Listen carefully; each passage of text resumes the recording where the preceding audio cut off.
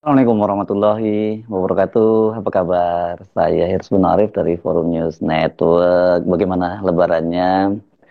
Selamat menikmati hari libur, Hari Raya Idul Fitri 1446 Hijriah. Sekarang ini kalau masih ada di kampung halaman, mungkin Anda termasuk sebagian orang yang beruntung gitu karena bisa mudik.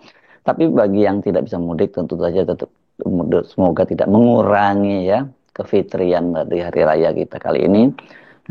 Kembali saya mengucapkan Hizbun Arif atas nama seluruh kru dari Forum News Network mohon maaf lahir batin, taqabbalallahu minna wa minkum taqabbal ya karim. Semoga amal ibadah kita selama sepanjang bulan Ramadan yang lalu diterima oleh Allah Subhanahu wa taala dan kita mulai bisa melangkah lagi untuk menghadapi hari-hari ke depan yang ini saya kira pasti penuh sekali dengan tantangan. Presiden Prabowo hari pertama hari Raya Idul Fitri 1446 Hijriah itu kemarin ya hari Senin tanggal 31 Maret 2025 menggelar open house di Istana Merdeka. Sejumlah pejabat tinggi negara, para tokoh, bahkan rakyat biasa, ini ada juga saya lihat dia orang yang menggunakan jaket ojol ya, memanfaatkannya untuk bertemu dengan Presiden Prabowo yang didampingi putranya Didit Prabowo. Selain silaturahmi open house seperti ini bisa menjadi bagian dari menjalin tentu saja relasi politik, silaturahmi politik para tokoh-tokoh terutama elit politik nasional.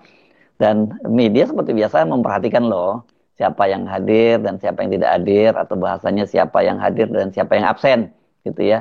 Yang paling banyak disoroti adalah kehadiran dari Presiden RI ke-6 yakni Susilo Bambang Yudhoyono dan Wakil Presiden RI ke-10 dan ke-12 Yusuf Kala yang disebut oleh media itu bikin adem suasana.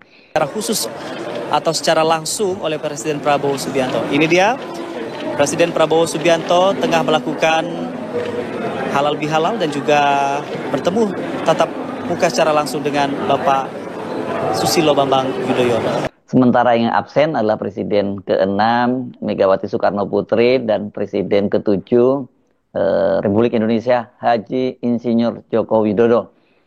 Megawati itu menggelar sendiri open house di rumah pribadinya di Jalan Tengku Umar, Jakarta. Sementara Jokowi memilih sholat Id di Solo dan dilanjutkan dengan open house dengan di rumahnya di kawasan Sumber di kota Solo. Nah, bagian yang sangat menarik itu yang disoroti juga oleh media adalah peran dari Ragowo Hadi Prasetyo Joyo Hadi Kusumo atau biasa dipanggil Didit. Ini putra semata wayang dari Presiden Prabowo dari pernikahannya dengan Titi Soeharto. Ini putra mantan penguasa Orde Baru Presiden Soeharto almarhum. Dan ternyata ini dia selain mendampingi bapaknya menerima para tamu, kemudian dia juga ini melakukan safari. Ini kita bisa sebutnya safari silaturahmi karena kapasitas dia bukan pejabat publik. Tapi kalau dikaitkan dengan status bapaknya sebagai presiden, ya ini bisa disebut sebagai safari silaturahmi politik dari Pak Prabowo yang diwakili oleh Didit. Jadi lebih apa ya? Satu lebih soft karena dia bukan pejabat publik, tapi strong karena posisi dia sebagai putra Pak Prabowo. Karena dia kemudian hadir di open house-nya Ibu Megawati dan setelah itu dia terbang ke Solo bersilaturahmi ke rumahnya Pak Joko Widodo. Satu lagi yang juga menarik ini, ini bisa menjadi semacam clue, bisa juga sinyal-sinyal politik, yakni ketika hadir dalam open house di Jakarta, Kepala Otorita IKN, Basuki Hadi Mulyono, yang dulu dikenal sebagai salah satu orang dekat dan kepercayaannya Pak Joko Widodo untuk mewujudkan proyek-proyek infrastrukturnya itu, dia bicara soal IKN, katanya sesuai dengan arahan Presiden Prabowo, IKN itu akan beroperasi penuh tahun 2028.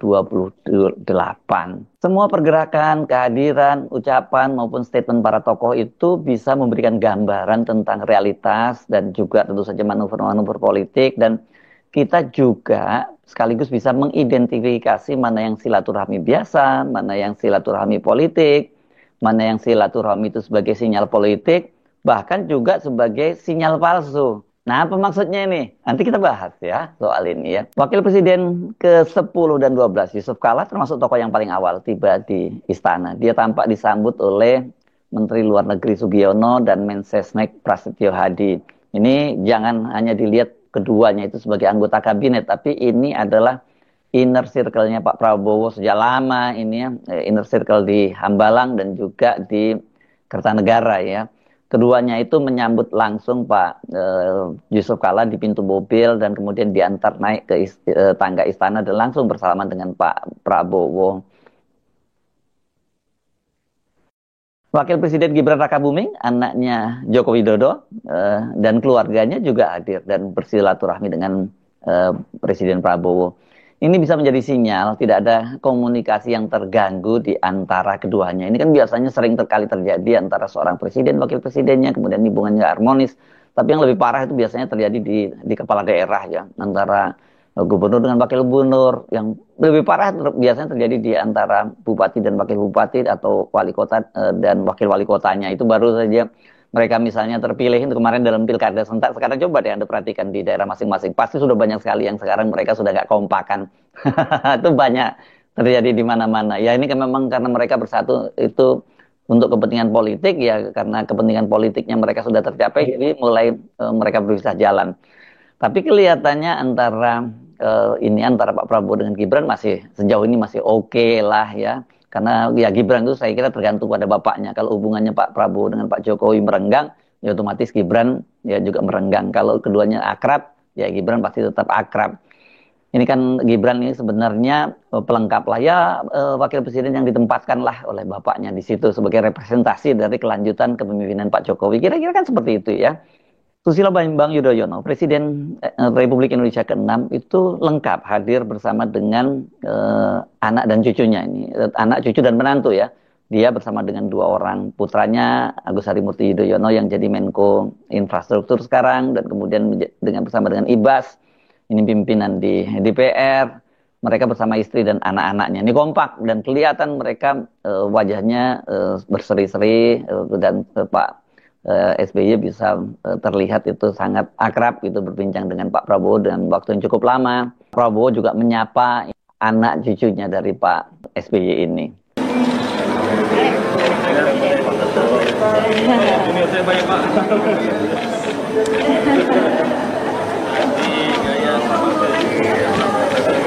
Inilah dia saudara, suasana terkini dari ruang kredensial di mana Presiden Prabowo Subianto menyambut secara langsung para mantan presiden dan mantan wakil presiden, pejabat negara, duta besar, lembaga internasional, tokoh agama dan juga sejumlah tokoh masyarakat. Suasana ini beda sekali dengan Lebaran tahun 2024 atau Idul Fitri 1445 Hijriah yang lalu ketika Jokowi itu masih menjadi presiden karena saat itu SBY memilih tidak hadir padahal Agus Harimurti Yudhoyono kan sudah jadi menterinya Jokowi pada waktu itu dia ditunjuk sebagai menteri di injury time yakni sebagai menteri ATR BPN. Alasan SBY tidak hadir kata AHY karena sudah ada kegiatan-kegiatan sendiri di Cikeas. Kali ini tampaknya SBY lebih memilih mendahulukan open house ke istana, tempat sahabat yang pernah satu angkatan di Akmil, Magelang, itu ketimbang acara di Cikeas. Hubungan antara Jokowi dengan SBY itu memang tidak boleh disebut baik-baik saja waktu itu.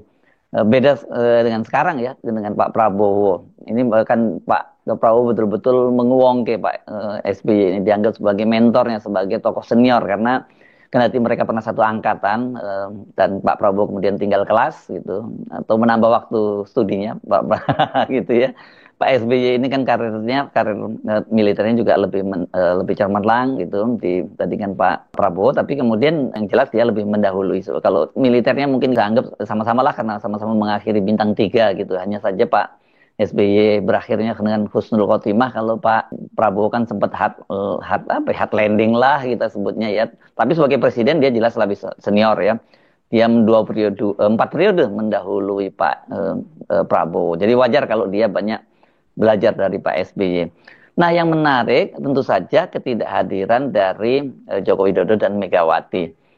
Saya ingin membahasnya dari Ibu Megawati dulu ya. Agak sulit sekarang ini mendefinisikan hubungan antara Pak Prabowo dengan Ibu Megawati itu. Apakah mereka ini sudah pecah kongsi, nggak bisa ketemu lagi, atau sebenarnya mereka itu masih tetap menjaga hubungan baik tapi terhalang ya terhalang oleh Pak Jokowi. Tapi kalau kita lihat sebenarnya lebih faktor itu ya, lebih terhalang karena faktor Pak Jokowi. Karena ketika Didit putra Pak Prabowo itu hadir di acara open house-nya Ibu Megawati kan kemudian politisi PDIP Ahmad Basarah juga menyebutkan hubungannya Pak Prabowo dengan Ibu Megawati itu baik-baik saja. Hubungan yang baik itu juga dikonfirmasi oleh Sekjen Partai Gerindra Ahmad Muzani. Tapi kalau baik-baik kenapa nggak bolak-balik mau ketemu nggak jadi ketemu-ketemu? Saya sebut ganjalannya tadi adalah Pak Jokowi. Dan hubungan ini antara Pak Prabowo dengan Ibu Megawati kan sedikit menegang karena kemudian Hasto, Sekjen DPP PDIP itu dijadikan tersangka oleh KPK dan sekarang ini malah sudah menjadi terdakwa dan sedang diproses di Pengadilan Tipikor di Jakarta, bahkan ditahan oleh KPK. Padahal waktu itu sebenarnya sudah ada komunikasi antara Pak Prabowo dengan Ibu Megawati melalui, tentu bukan bertemu tapi melalui video call gitu. Kalau PDIP tetap menyalahkan Pak Jokowi yang menjadi penyebab kenapa Hasto kemudian jadi tersangka dan kemudian terdakwa dan ditahan. Ya ini katanya merupakan balas dendam dari Pak Jokowi kepada Ibu Megawati dan PDIP karena dia dipecat. Ini saya kira yang mengganggu Ibu Megawati dan Pak Prabowo. Nah, kalau kemudian pertanyaannya apakah dengan tidak hadirnya Pak Jokowi di open house di istana itu hubungan antara Pak Jokowi dengan Pak Prabowo renggang?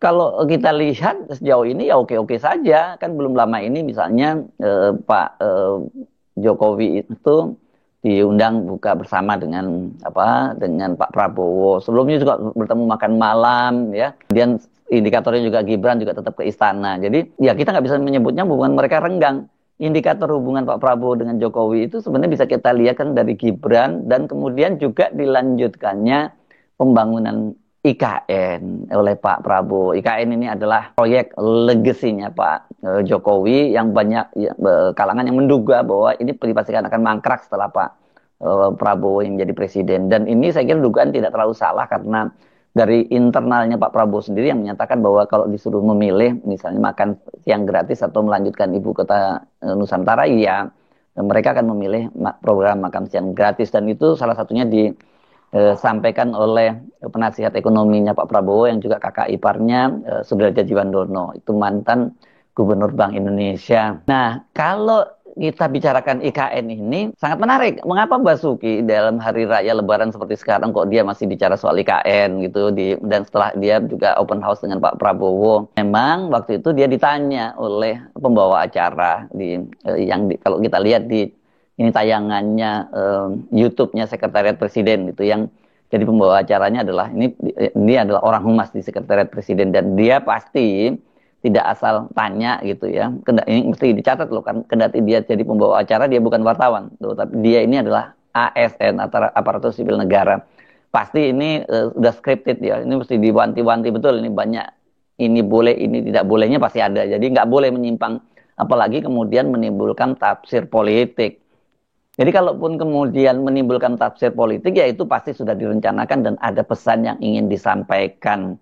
Jadi itu kenapa kemudian dia bertanya kepada Pak Basuki ditambah lagi dengan kehadiran Didit ya. Pesannya kenapa kemudian Pak Prabowo mengirim Didit bertemu dengan Ibu Megawati hadir dalam ini kan nggak terlalu mencolok ya karena ini silaturahmi open house ya siapa saja boleh datang bertemu dengan Ibu Megawati bertemu dengan Pak Jokowi. Ini pesannya sangat jelas bahwa Pak Prabowo ingin tetap menjaga hubungan yang baik dengan Ibu Megawati dan juga Pak Jokowi. Ini yang repot. Ini seperti bermain mendayung di dua karang ya karena ya antara Pak Jokowi dengan Ibu Megawati ini susah ditemukan. Ini kalau bertemu dengan Ibu Megawati nanti Pak Jokowi mencurigai ada apa-apa dengan Pak Prabowo. Kalau kemudian Pak Prabowo bertemu dengan Pak Jokowi, Pak Ibu Megawati akan masih anggap ya masih terus saja sama si kurus itu kan gitu. Jadi kalau Didit yang hadir putranya Pak Prabowo kan ini secara politik itu tidak bisa ditafsirkan secara harfiah begitu saja. Yang tersirat yang bisa kita tafsirkan dan di politik tentu saja yang tersirat itu sudah cukup gitu ya. Pertanyaannya sekarang, kalau dengan Ibu Megawati seperti itu, posisinya spekulasi soal hubungan Pak Prabowo dengan Jokowi bagaimana? Karena dalam beberapa hari terakhir ini kan kalau Anda amati dan saya juga mengutip itu ada dua pernyataan setidaknya yang bisa menjadi indikator atau bukan indikator lah, menjadi pertanyaan publik kembali bagaimana sebenarnya hubungan antara Pak Prabowo dengan Pak Jokowi itu. Pertama pernyataan dari Said Didu, Manusia Merdeka, dan kedua aktivis nih Faisal Assegaf. Said Didu bilang bahwa Prabowo itu sudah mulai meninggalkan Jokowi, tinggal soal waktu. Yang dia bilang bahwa banyak sekali kebijakan-kebijakan Pak Jokowi yang sudah tidak dijalankan lagi oleh Pak Prabowo. Sementara Faisal Assegaf ini lebih seru lagi. Dia menyebut aksi penolakan RUU TNI ini mainan Jokowi dan Megawati. Nah ini yang agak menarik ini, atau bukan agak, yang sangat menarik karena kok dia menyebutkan bahwa ini permainan Jokowi Mega. Kan selama ini mereka nggak kompak. Atau walaupun mereka nggak kompak, tapi mereka punya kepentingan sama begitu. Jadi artinya enemy is my enemy itu adalah is my friend, bisa seperti itu ya. Ya atau itu yang dimaksudnya. Masa tiba-tiba mereka sama-sama memusuhi Pak Prabowo? Rasanya kan nggak mungkin juga. Tapi soal RUU TNI ini sesungguhnya kan kalau kita runut ke belakang, Ibu Megawati itu juga nggak sepakat ya. Dan saya kira posisi PDIP wajar kalau tidak sepakat, sangat wajar karena Ibu Megawati ini kan ketika dia memimpin PDI pada waktu itu pada masa Orde Baru dan saat itu lagi lagi kencang-kencangnya dui fungsi ABRI, ya Ibu Megawati merasakan dampaknya langsung ya bagaimana represinya terhadap partai politik khususnya PDIP dan Ibu Megawati yang menjadi lawannya Pak Soeharto. Tetapi kemarin kan dalam pengesahan RUU TNI itu PDIP justru ikut menyetujui, bahkan bukan hanya menyetujui, mereka memainkan peran penting. Karena ketua panjanya itu adalah Utut Adianto, sekarang yang menjadi ketua Komisi 1, Panja Panitia Kerja ya, yang ketika dia menyampaikan laporan di rapat paripurna itu adalah Utut Adianto, dan yang memimpin pengesahannya itu adalah Puan Maharani. Biasanya kan yang gini-gini ini diwakili oleh Wakil Ketua DPR Susmi Dasko Ahmad, tapi kemarin itu Puan Maharani langsung yang mengesahkannya. Ini artinya kan Puan ingin menyampaikan pesan kepada Pak Prabowo, kami mendukung loh pemerintahan Anda, meskipun kami tidak masuk dalam kabinet, seperti dia katakan bahwa memang PDIP itu mendukung di pemerintahan maupun di parlemen. Tapi kalau mendukung di pemerintahan ini agak sulit menafsirkan karena tidak ada perwakilan PDIP di situ.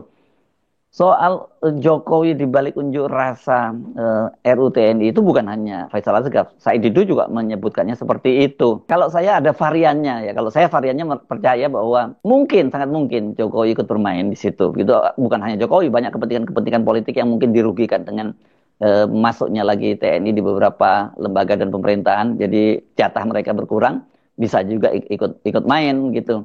Tapi bahwa kemudian ini betul-betul merupakan kreasi dari mereka, saya kira tidak ya, karena mahasiswa civil society juga punya agenda sendiri.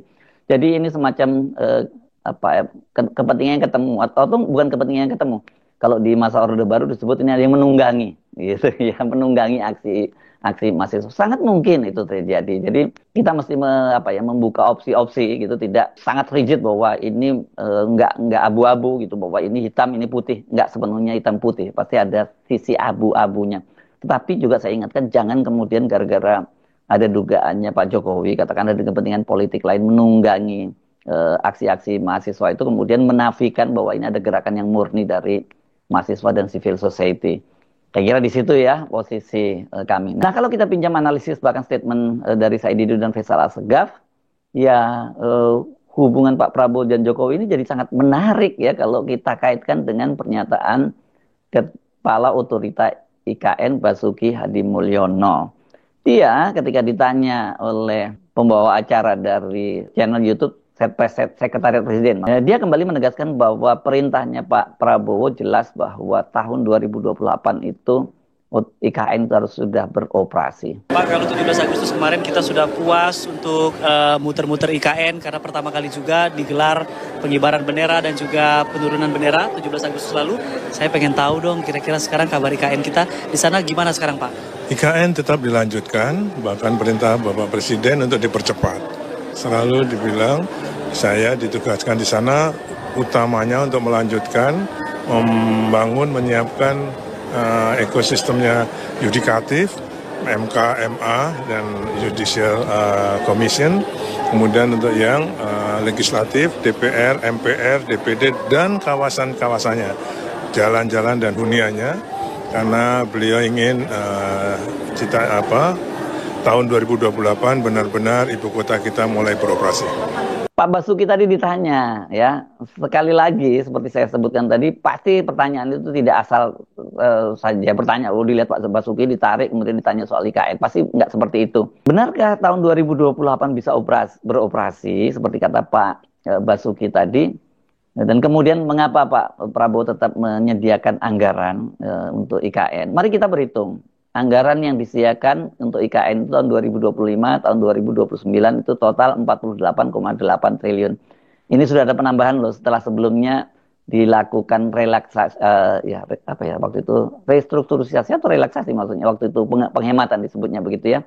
Penghematan kan dikendorkan lah gitu bahasanya. Ini anggaran 48,8 triliun itu digunakan untuk menyelesaikan pembangunan komplek parlemen, Mahkamah Konstitusi, Mahkamah Agung, Komisi Yudisial. Pokoknya ini bangunan untuk legislatif dan yudikatif. Kalau eksekutifnya kan istana dan sebagainya sudah selesai. Dan perumahan menteri juga sudah selesai. Jadi nantinya pada tahun 2028 itu diharapkan sudah siap untuk menjadi ibu kota politik. Tapi apa iya anggaran sebesar itu kalau digelontorkan penuh lah, misalnya ternyata kemudian tidak di tengah jalan ada pemotongan-pemotongan lagi, itu pemerintah Republik Indonesia itu udah bisa sepenuhnya beroperasi dari IKN. Kan itu kalau katakanlah selesai itu hanya infrastruktur dasar saja. Padahal kota kan nggak cukup hanya dengan infrastruktur dasar. Ini kan cuma 20% saja kalau kita mengingat perencanaannya ya, total 466 triliun itu 20% dari APBN dan sisanya 80% itu berupa prasarana penunjang yang itu diharapkan itu dari investor. Dan sekarang dari investor itu kan nggak ada. Boro-boro investor asing yang domestik pun belum ada. Kalau kita kemarin menyaksikan Aguan yang memimpin konsorsium Nusantara bersama dengan 10 orang grup konglomerasi lainnya itu melakukan groundbreaking di istana, itu kan di IKN maksud saya, waktu itu kan cuma untuk menyelamatkan muka Jokowi. Itu pengakuannya Aguan ya kepada Tempo, dan sekarang ini dibuktikan juga oleh fakta di lapangan, realitas di lapangan yang diungkap oleh Menteri Perumahan Marwarar Sirait, yang ini orangnya Aguan karena dia pernah menjadi karyawannya Aguan. Kata dia nggak ada kelanjutan setelah groundbreaking itu. Kalau dengan cara seperti itu mana mungkin? Bagaimana dengan infrastruktur penopang lainnya? Kalau anak-anak sekolah mau kemana? Kalau ada yang sakit mau kemana? Kalau mau belanja mau kemana? Kalau perlu hiburan mau kemana? Kan nggak mungkin. Itu bisa semua stres tuh keluarga-keluarga dari ASN dan juga keluarga anggota DPR, para menteri yang tinggal di sana. Kalau mungkin keluarga menteri bisa kabur ya, karena di dekat kota situ kan ada kota Balikpapan yang cukup besar, dan ada juga kota Samarinda gitu. Jadi ya bisa kita sebut apa yang disampaikan oleh Pak Prabowo berkaitan dengan pembangunan IKN yang dilanjutkan terus itu sebagai sinyal palsu kepada Pak Jokowi gitu ya. Karena kalau dibiarkan mangkrak itu kan berarti Pak Prabowo langsung head to head dengan Pak Jokowi gitu ya. Dan ini dipastikan Pak Jokowi juga bukannya nggak tahu gitu. Beberapa sumber menyebutkan Pak Jokowi itu sering bingung menghadapi sikap Pak Prabowo. Sama seperti halnya publik juga bingung dengan sikapnya Pak Prabowo ya. Jokowi menyadari hal itu, kata dia. Oke Pak, ini kan dia mengamati langkah Pak Prabowo dengan cermat, menyerukan hidup Jokowi, terus bolak-balik bertemu, undang makan, buka puasa. Tapi proyek utama legasinya Pak Jokowi kok nggak serius dia lakukan. Karena apa tadi, anggarannya seperti itu. Pasti Pak Prabowo bisa berdalih, IKN itu sudah diprioritaskan, tidak disunat habis seperti anggaran lain. Tapi kan itu tetap tidak cukup gitu. Walaupun tidak cukup pun banyak Pak Prabowo diprotes banyak oleh pengamat. Kenapa kok tetap melanjutkan IKN gitu. Nah sebaliknya juga rakyat bilang, loh kalau katanya mau meninggalkan Pak Jokowi, kenapa IKN-nya dilanjutkan? Dan kenapa masih teriak-teriak hidup Jokowi? Katakanlah benar ya, Pak Prabowo itu akan memaksakan tahun 2028 IKN jadi ibu kota politik. Tapi apa iya Pak Prabowo mau pindah ke sana sementara kemudian fasilitasnya belum ada, dan Gibran ini kalau istana wakil presiden belum beres berarti Gibran yang tetap di Jakarta gitu. Rasanya kok nggak mungkin ya. seorang tokoh ini saya mengutip saja loh pernyataan seorang tokoh yang sempat bertemu dengan Pak Prabowo dia mengaku lah tempatnya ya, jangan saya sebut bertemu, kalau bertemu berarti pasti bertemu. Dia mengaku dia bertemu dengan Pak Prabowo di Qatar Economic Forum pada tanggal 14 sampai 16 Mei 2024. Saat itu Pak Prabowo hadir dalam kapasitas sebagai Menteri Pertahanan yang sudah terpilih sebagai presiden. Dan ketika dia bertemu empat mata itu menyatakan bahwa ketika ditanya soal IKN, bagaimana sih Pak soal IKN? Dia mengatakan Prabowo katanya tidak akan tinggal di IKN, bahkan kalau toh dia terpilih sampai 2 periode. Katanya seperti itu. Apa artinya kalau memang sekali lagi